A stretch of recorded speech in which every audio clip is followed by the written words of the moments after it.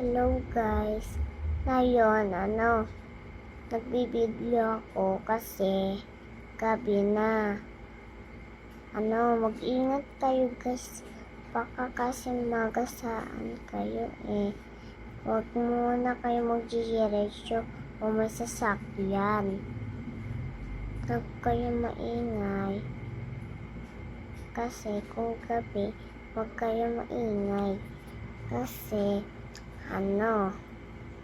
kakain na kami.